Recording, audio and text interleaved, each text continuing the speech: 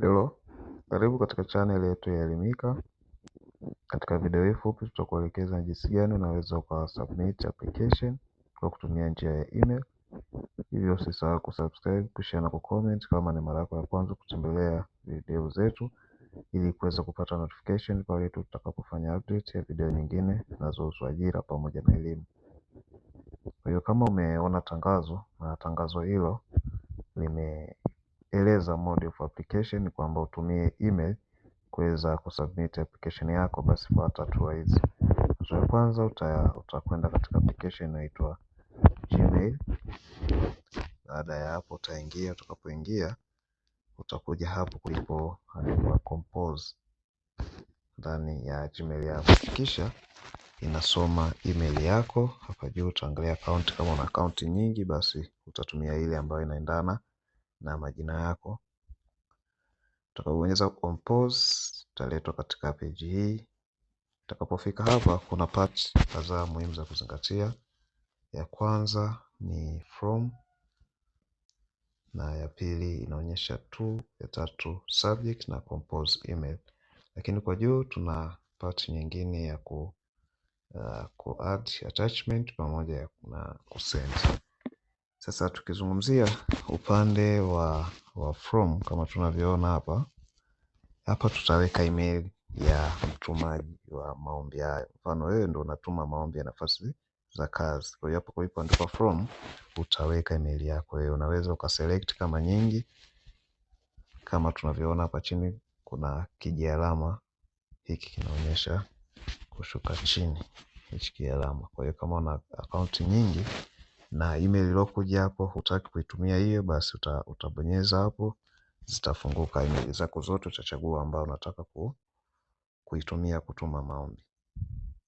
Lakini part nyingine ni ambayo inaonyesha tu. Hapo utaweka email ya hiyo taasisi ambayo kwamba unataka kutuma maombi, ndio utaweka email yao hapo, utaicopy kwa usahihi kisha utaiweka hapo. Lakini part inayofuatia ni subject. Utaweka kichwa cha dhumuni la wewe kutuma maombi ama nafasi ya kazi unaoomba, utaiweka hapo. Na compose hapo utasummarize kulingana na nafasi ambayo wewe unaomba. Chukulia mfano tangazo la nafasi za kazi, tutaiona tangazo la nafasi za kazi kutoka Mavanga Healthcare 2026. Kwa hiyo baada ya maelezo, requirements pamoja na instructions zake za application, naonyesha hapo kwamba maombi yatumwe kupitia email hii.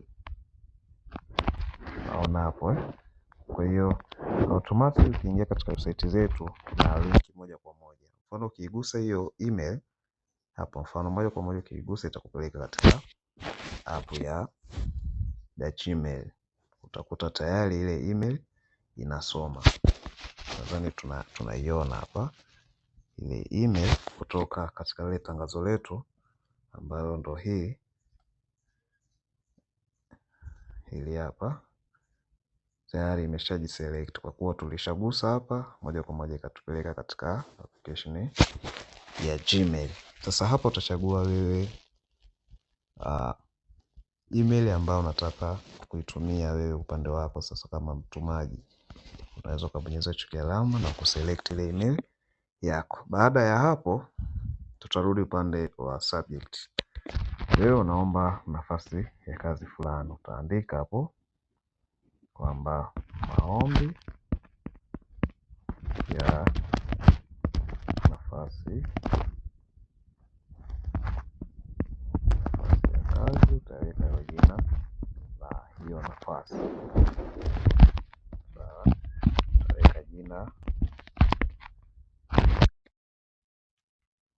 Utaweka jina la nafasi ambayo wewe unaomba. Baada ya hapo utakuja katika kipengele cha compose hapa. Sasa hapo utaweka maelezo mafupi. Nitakuonyesha mfano hapo ili uweze kupata picha ya namna ya kuweka hayo maelezo mafupi. Haya, hapo nimejaribu kuweka maelezo mafupi kama ambavyo tunaona katika screen yetu. Tumeanza na mheshimiwa, ama utachagua cheo chochote kulingana na tangazo lilivyojieleza. Baada ya hapo utaanza salamu kwa kifupi na kueleza kwamba umeandika na kuwasilisha maombi yako ya nafasi ambayo wewe unaiomba. Hilo tangazo utaweka chanzo pale. Utaweka na maelezo ambayo yataeleza uzoefu wako pamoja na kueleza kwamba umeambatanisha CV zako pamoja na barua ya maelekezo kwa ajili ya mapitio. Baada ya hapo, chini kabisa huko utaweka jina lako, namba ya simu pamoja na barua pepe. Sasa baada ya hapa, kitu kingine ni muhimu. Umeshaelezwa kwamba umeweka CV zako. Sasa CV unaenda kuziweka wapi? Turudi hapa. Hapa kuna sehemu ya add attachment. Yaani ni kipengele muhimu sana. Tumeshaweka maneno yetu, sasa tunataka kwenda kuweka attachment, ambapo inaweza kawa kuna CV umo, kuna vyeti vyetu vya taaluma na kadhalika. Sasa wewe cha kufanya, tengeneza PDF moja ambayo ina vyeti vyako pamoja na CV yako. Sasa jinsi ya kuunganisha, kuna kuna website inaitwa I love PDF. Utakapoingia katika website hii tayari umeshatengeneza, labda umeshaandaa vyeti vyako, yani PDF ya vyeti kwa kila cheti kimoja, labda cheti cha form 6, cha chuo na kadhalika, pamoja na PDF ya CV. Sasa viko tofauti, unataka kuviunganisha. Utakuja katika hii application, hii website utabonyeza kuweza kuingia, utabonyeza kwenye mistari mitatu. Utakuja hapo kulipoandikwa merge PDF hapo. Utaingia. Baada ya kuingia utaselect hizo PDF ambazo unataka kuziunganisha. Mfano hizi ni PDF unazotaka kuziunganisha. Chukulia mfano kuna hii February. Sija select hapo. Naomba nirudi nyuma ili tuweze kuelewana. Unabonyeza moja, utahold, utaselect. Kama ni vyeti vyako viko vinne, utaviselect. Utabonyeza hapo select, utakuja utabonyeza merge. Utabonyeza merge, yenyewe itaunganisha. Baada hapo uta download. Baada ya kudownload, kama tunavyoona,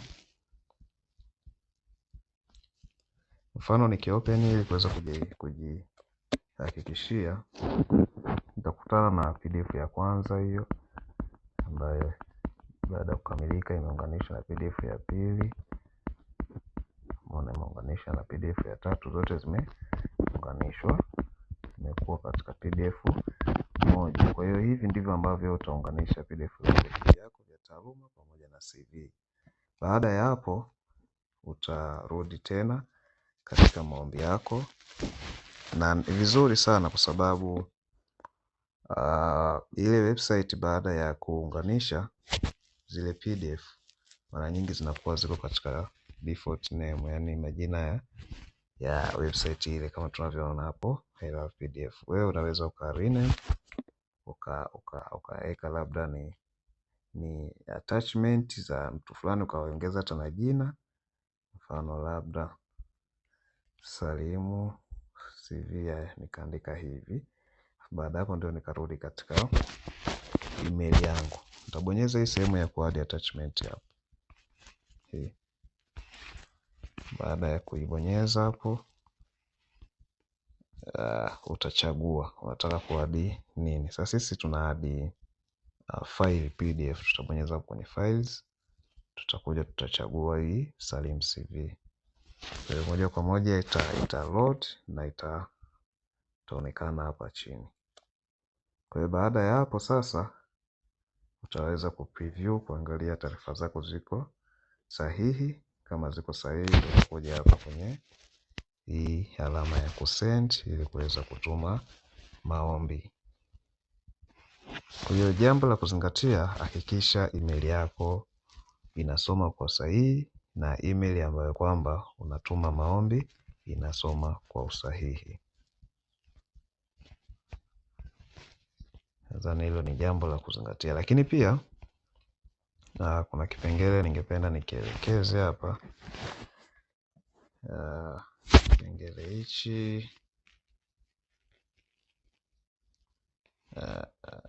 kipengele hichi naomba nitoe email nirudie mwanzo kabisa. Haya, mfano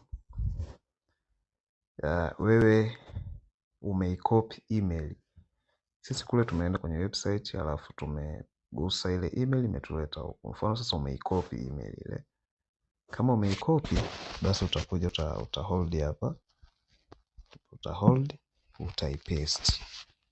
Utakapoipaste hakikisha inasoma kama inavyoonekana hapo kwenye screen yetu. Maana yake hapo tayari imeshasoma. Haya, turudi nyuma. Kitu kingine, kuna baadhi ya maombi ama ya nafasi za kazi kutoka katika taasisi fulani, na kuna kipengele wanaongeza kwa upande wa mode of application. Labda naweza kukwambia tuma maombi kupitia email fulani, alafu wakueleza copy to, alafu wakupa email ya pili. Sasa ile copy to email ya pili utaiweka wapi? Hapa katika kuweka katika hizi email kwa upande wa wanaopokea maombi haya, utakuja kubonyeza hichi kialama hapa hiki cha kushuka chini. Utakapokibonyeza utakutana na sehemu mbili. Ya kwanza ni inaonyesha copy to. Hii ndio inaonyesha copy to, lakini BCC ya pili hiyo. Kwa hiyo utaangalia kama amekwambia email ya pili ile ni copy to, utabonyeza hapo kwenye CC, utakuja kuipaste hiyo email ya pili. Ukipaste ikileta kama hivi, bonyeza hapa kuiadi. Unaibonyeza hii email yenyewe ili kuweza kuiadi. Kwa hiyo hapo napo tayari imeshakaa. Kwa hiyo baada ya hapo sasa unaweza ukatuma maombi yako, lakini kama hawajasema hakuna haja ya kuweka hiyo copy to email fulani. Utaishia tu hiyo email ya kwanza. Ukibonyeza hapo kwenye send, moja kwa moja maombi yatakwenda katika hiyo taasisi. Jambo la kuzingatia hapo kwenye from utaweka email yako. Hapa kwenye to utaweka email ambapo kwamba unaelekeza maombi yako ya nafasi za kazi.